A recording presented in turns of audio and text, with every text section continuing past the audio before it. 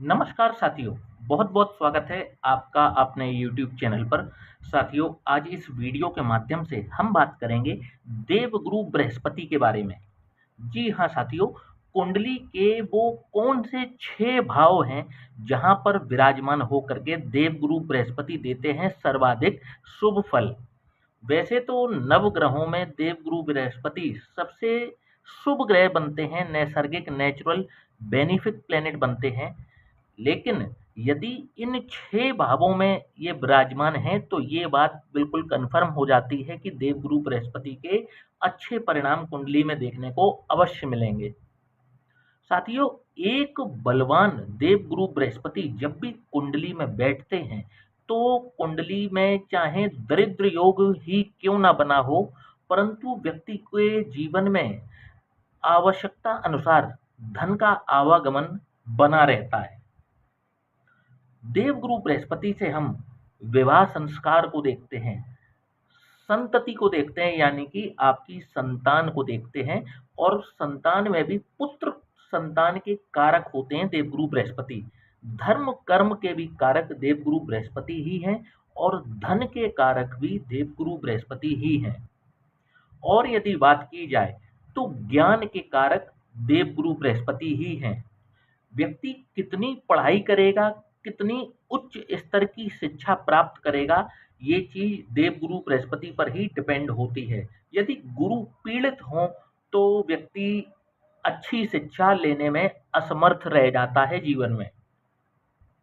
देवगुरु बृहस्पति जब इनको 3 दृष्टियां प्राप्त हैं, 5, 7 और 9, जिस भाव में भी बैठते हैं वहां से 5वें भाव को देखते हैं, 7वें भाव को देखते हैं और 9वें भाव को देखते हैं। इनकी दृष्टि में अमृत कहा जाता है। जहां पर भी देखते हैं, उस भाव से संबंधित अच्छे परिणामों को ये बढ़ा देते हैं। और यदि इनकी दृष्टि किसी खराब भाव पर पड़ती है, तो वहां से मिलने वाले खराब फलों में ये कमी कर देते हैं। साथियों, यदि इनके नक्षत्रों की बात की जाए, तो ये 3 नक्षत्रों के स्वामी बनते हैं, जिन्हें पुनर्वसु, विशाखा और पूर्वा भाद्रपद कहा जाता है। धनु राशि, मीन राशि इनकी स्वयं की राशि है, और कर्क राशि में ये 5 अंश पर उच्च अवस्था में होते हैं, परम उच्च अवस्था में होते हैं 5 अंश पर। और 5 ही अंश पर ये मकर राशि में परम नीच अवस्था में होते हैं। सूर्य, मंगल, चंद्रमा इनके मित्र हैं। शुक्र, राहु और केतु इनके शत्रु हैं। शनि और बुध से ये समभाव रखते हैं, यानी कि न्यूट्रल, ना मित्र हैं ना शत्रु हैं। तो साथियों, देर ना करते हुए अपने वीडियो की शुरुआत कर लेते हैं और जानते हैं कि किन 6 भावों में देवगुरु बृहस्पति के अति विशिष्ट फल प्राप्त होते हैं। शुरुआत करते हैं लग्न से। जब भी देवगुरु बृहस्पति लग्न में व्यवस्थित होते हैं, विराजमान होते हैं, तो एक तो ये पोजीशन हो गई इनके लिए दिग्बली, दिशावली पोजीशन है देवगुरु बृहस्पति की लग्न। जब भी देवगुरु बृहस्पति लग्न में विराजमान होते हैं, बहुत अच्छे परिणाम देखने को मिलते हैं। देखिए, इनको 3 दृष्टियां प्राप्त हैं, पंचम दृष्टि, सप्तम दृष्टि और नवम दृष्टि। जब भी ये लग्न में विराजमान होते हैं, आपके शिक्षा भाव, संतान भाव पर इनकी दृष्टि रहती है, तो आप अच्छे शिक्षित होते हैं। और यदि किसी कारणवश यदि आपकी शिक्षा पूरी नहीं भी होती है, तो आपके अंदर ऑटोमेटिक इनबिल्ट ज्ञान की धारा सतत बहती है, यानी कि आप एक बेहतर कंसल्टेंट बनते हैं। आपके ज्ञान का उपयोग भले ही आपके किसी काम आए ना आए, परंतु आपसे लिया हुआ ज्ञान लोगों के काम बहुत आता है। आप एक बेहतर सलाहकार बनते हैं जीवन में। राजा से पूजनीय होते हैं। राजा से पूजनीय, ये तो खैर हमारे ज्योतिष ग्रंथों में इन शब्दावली का उपयोग किया जाता है। राजा से पूजनीय का मतलब है कि आप जहां पर भी जाते हैं, आपको सम्मान की प्राप्ति होती है। आपके ज्ञान को लोग सराहते हैं, आपसे राय लेकर कार्य करते हैं, और आपको सरकार के द्वारा किसी न किसी प्रकार का लाभ भी अवश्य मिलता है, सम्मान की प्राप्ति होती है। आपको एक श्रेष्ठ संतान की प्राप्ति देवगुरु बृहस्पति करवाते हैं। जब भी लग्न में ये दिग्बली होकर के बैठे हैं, अपनी ही राशि में बैठे हों, अपनी उच्च राशि में बैठे हों, पुत्र संतान की प्राप्ति भी आपको निश्चित रूप से करवाते हुए देखे जाते हैं। सप्तम भाव पर जब भी इनकी दृष्टि पड़ती है, आपको एक श्रेष्ठ जीवन साथी की प्राप्ति होती है और आपके जीवन साथी के जो आपसी संबंध हैं, वो मधुर रहते हैं जीवन भर। और इनकी जब भी नवम दृष्टि आपके भाग्य भाव पर पड़ती है, तो समय-समय पर जब भी आपको आपके भाग्य की ज़रूरत पड़ती है, आपका भाग्य हमेशा एक हाथ आगे आपका साथ देता है। धर्म कर्म में रुचि होती है ऐसे व्यक्ति की और एक शुद्ध आचरण करने वाला, पवित्र आचरण करने वाला ऐसा व्यक्ति होता है। साथियों, बात करेंगे गुरु बृहस्पति जब भी द्वितीय भाव में विराजमान हो तो कैसे परिणाम दिखाएंगे। ये गुरु का पक्का घर है। जब भी देवगुरु बृहस्पति द्वितीय भाव में विराजमान होते हैं, ऐसे व्यक्ति के पास में पर्याप्त मात्रा में संपत्ति और धन ये दोनों प्राप्त करवाते हैं देवगुरु बृहस्पति। ऐसा व्यक्ति वेल्थ क्रिएटर होता है, वेल्थ एक्युमुलेट करता है, अच्छी खासी जिसे कहते हैं ना कि संपत्ति बनाना, ऐसा व्यक्ति संपत्ति बनाता है। जब भी देवगुरु बृहस्पति द्वितीय भाव में विराजमान होते हैं, ऐसे व्यक्तियों को अपने परिवार का पूरा साथ प्राप्त होता है और इनके अपने परिवारीजनों से बहुत अच्छे तालमेल भी होते हैं और वे इनका समय-समय पर साथ भी देते हैं। परंतु जब भी देवगुरु बृहस्पति द्वितीय भाव में विराजमान होते हैं, तो ऐसे व्यक्ति को 30 वर्ष की आयु के पश्चात मोटापे का शिकार होना पड़ता है और यही मोटापा इनसे इनकी संतान को भी प्राप्त होता है हेरिडिटी में। द्वितीय भाव में जब भी देवगुरु बृहस्पति विराजमान होते हैं, तो ऐसा व्यक्ति उच्च शिक्षित होता है और सभी प्रकार के सुखों को भोगता है जीवन में।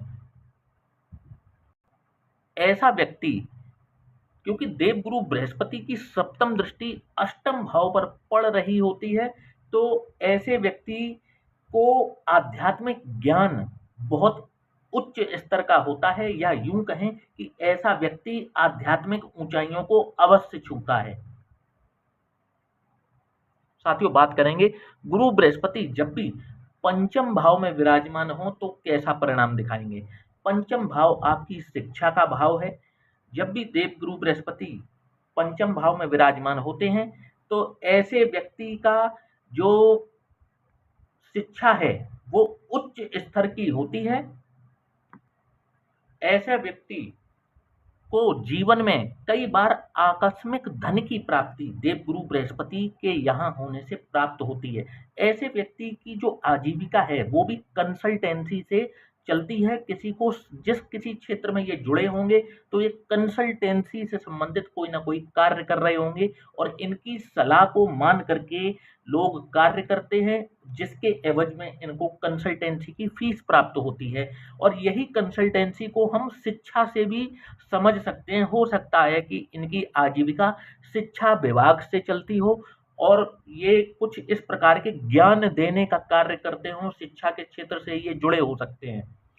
गुरु बृहस्पति जब भी पंचम भाव में विराजमान होते हैं, ऐसे व्यक्ति को जीवन में एक श्रेष्ठ संतान की प्राप्ति होती है, जो इनके नाम को अवश्य रोशन कर देती है। एक ना एक दिन इनके नाम को, इनके सम्मान को पूरे समाज में, इन कहते हैं कि सीना गर्व से चौड़ा कर देना, इनकी संतान इनके लिए वही कार्य करती है। और जब भी गुरु बृहस्पति पंचम भाव में विराजमान होते हैं, ऐसे व्यक्ति को जीवन में कई बार अचानक से बड़े धन लाभ होने के योग प्राप्त होते हैं। एक तरीके से पंचम भाव में देवगुरु बृहस्पति राजयोग बनाते हैं। साथियों, बात करेंगे देवगुरु बृहस्पति जब भी नवम भाव में विराजमान हो तो कैसा परिणाम दिखाएंगे। नवम भाव आपके भाग्य का भाव है, आपके पिता का भाव है। जब भी देवगुरु बृहस्पति यहाँ पर विराजमान होते हैं, ऐसे व्यक्ति के अपने पिता के साथ में बड़े ही मधुर संबंध होते हैं। ऐसे व्यक्ति के पिता भी इनके लिए एक तरीके से जीवन में बहुत सपोर्ट इनको प्रदान करते हैं, हर प्रकार से, चाहे आर्थिक हो, मानसिक हो। इनके अपने पिता के साथ में बहुत अच्छे संबंध होते हैं। इसके बाद में यदि बात की जाए धर्म कर्म में इनकी जरूरत से ज्यादा रुचि होती है, अनेक शास्त्रों के ज्ञाता होते हैं और इनका ज्ञान जो है वो अतुलनीय है। इनकी पंचम दृष्टि लग्न पर पड़ती है, ऐसा व्यक्ति भरोसे लायक होता है, भरोसेमंद होता है, पवित्र आचरण करने वाला होता है और सबका भला चाहने वाला होता है। बड़े ही इनकी जो प्रकृति है वो बड़ी ही सौम्य होती है। गुरु जब भी नवम भाव में हो ऐसे व्यक्ति को राजयोग की प्राप्ति होती है और ऐसा व्यक्ति यदि सरकारी नौकरी में प्रयास करता है तो थोड़े ही प्रयास में इनको सरकारी नौकरी की प्राप्ति बड़े ही आसानी से हो जाती है। साथियों, बात करेंगे देवगुरु बृहस्पति जब भी दशम भाव में विराजमान हो तो कैसा परिणाम दिखाएंगे। साथियों, देवगुरु बृहस्पति दशम भाव में ऐसा व्यक्ति होता है कि इस व्यक्ति ना तो ये किसी का अन्याय सहता है, ना ही किसी पर अन्याय करता है, बल्कि दूसरों को न्याय दिलाने का कार्य ऐसा व्यक्ति करता है। क्योंकि ये शनि देव का पक्का घर है दशम भाव, इस वजह से यहाँ पर व्यक्ति को सलाह दी जाती है कि जरूरत से ज्यादा सीधापन यदि व्यक्ति करता है तो यहाँ पर देवगुरु बृहस्पति बहुत अच्छे परिणाम नहीं दे पाते। ऐसे व्यक्ति को चाहिए कि वो अपना जो स्वभाव है वो इस प्रकार का होना चाहिए कि जैसे नहीं, बिल्कुल व्यक्ति ड्यू डिलीजेंस से काम करता है, या यूं कहें कि आंख और कान ऐसे व्यक्ति के बहुत ही खुले होने चाहिए किसी के साथ में डीलिंग करते वक्त। क्योंकि देखिए, जब भी दशम भाव में गुरु बृहस्पति विराजमान होते हैं ऐसा व्यक्ति अपने काम काज को छोड़कर भी दूसरों की सहायता करने के लिए भाग देता है, जो कि इनकी अपनी पर्सनल ग्रोथ के लिए अच्छा नहीं है। तो जब भी दशम भाव में देवगुरु बृहस्पति हों तो व्यक्ति को अपने परिवार और अपने बारे में भी सोचना चाहिए। साथ ही साथ लोगों का भला करिए, कोई दिक्कत वाली बात नहीं है, परंतु आप अपने ऊपर भी ध्यान दें, अपने परिवार के ऊपर भी ध्यान दें। तो यहाँ पर देवगुरु बृहस्पति के अच्छे परिणाम देखने को मिलते हैं। और व्यक्ति को थोड़ा सा चतुर चालाक होना भी चाहिए जब भी गुरु किसी के दशम भाव में हो, क्योंकि यहाँ पर ये शनि देव का पक्का घर है और शनि देव जो है बहुत ही एक्टिव हैं, चतुर हैं, चालाक हैं। तो जब तक गुरु यहाँ पर विराजमान है ऐसे व्यक्ति को भी कुछ इसी प्रकार का स्वभाव अपनाने की जरूरत है। जब तक व्यक्ति बहुत ज्यादा सीधा बना रहेगा यहाँ पर दुनिया ऐसे व्यक्ति को छलती रहती है। और यदि बात की जाए तो उच्च शिक्षित होता है, कई बार ये शिक्षा के क्षेत्र में जुड़े होते हैं और शिक्षा के क्षेत्र में पैसा चाहे ये कम कमाएं परंतु इनका जो फेम है वो बहुत दूर दूर तक फैलता है जब भी देवगुरु बृहस्पति कर्म भाव में हों। साथियों, बात करेंगे गुरु बृहस्पति जब भी एकादश भाव में विराजमान हो तो कैसा परिणाम दिखाएंगे। एकादश भाव में देवगुरु बृहस्पति जब भी विराजमान होते हैं ऐसे व्यक्ति को जीवन भर लाभ की प्राप्ति होती रहती है। यहाँ पर भी देवगुरु बृहस्पति एक राजयोग का निर्माण करते हैं और ये राजयोग ट्रिगर कब होता है, देवगुरु बृहस्पति की यदि ऐसे व्यक्ति को महादशा लगती है तो ये राजयोग ट्रिगर हो जाता है और ये संपूर्ण देवगुरु बृहस्पति की महादशा में चाहे ये फर्श पर ही क्यों ना हो ये अर्श तक जरूर पहुंचते हैं। अत्यधिक धन लाभ की प्राप्ति इनको होती है और ये खुद भी उच्च शिक्षित होते हैं और इनको भी एक श्रेष्ठ संतान की प्राप्ति निश्चित रूप से होती है।